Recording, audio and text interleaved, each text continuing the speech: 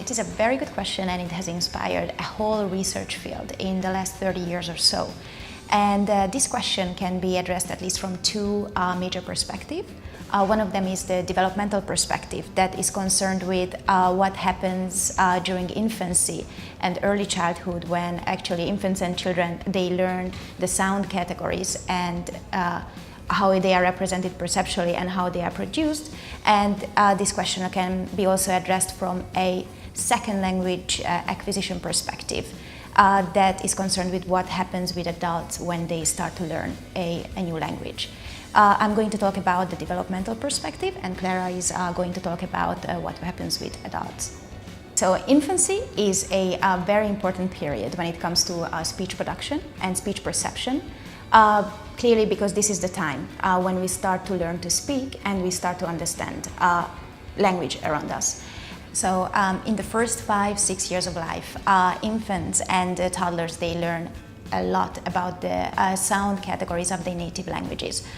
For example, by the end of the first year, infants, they know about all the vowels and consonants that are phonemic in their native language. So the first year of an infant life really determines what sound categories will be later available in adulthood.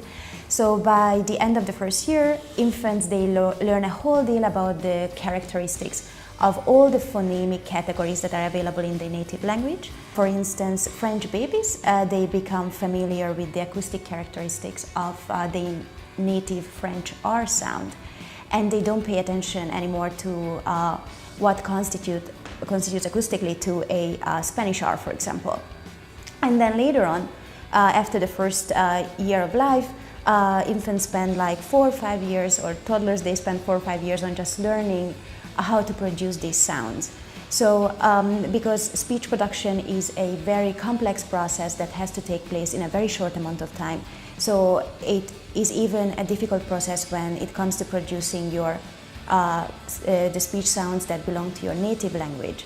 So you can imagine how difficult it is to learn this process again when you are an adult, and learn this when you have to pronounce speech sounds that belong to another language.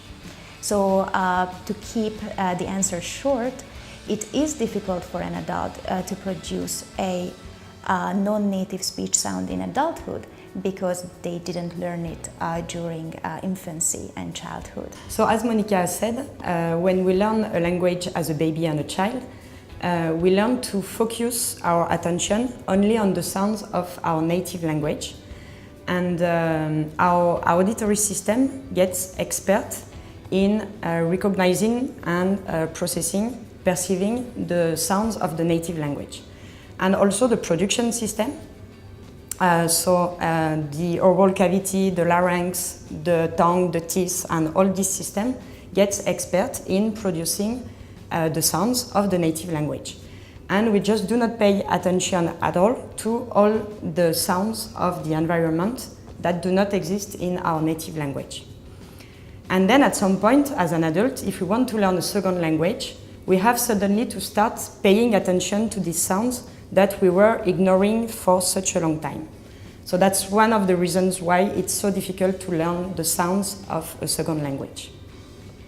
And there are too many reasons why it's difficult. First of all, there are some sounds in a foreign language that you can perceive but you cannot produce. So one example of that is in French. There is no two different sounds for R. There is not R and R as the double R. So for French people like me, it makes it very difficult to pronounce these two words, pero and pero, with the double R, even if we can perfectly perceive the difference between the two sounds.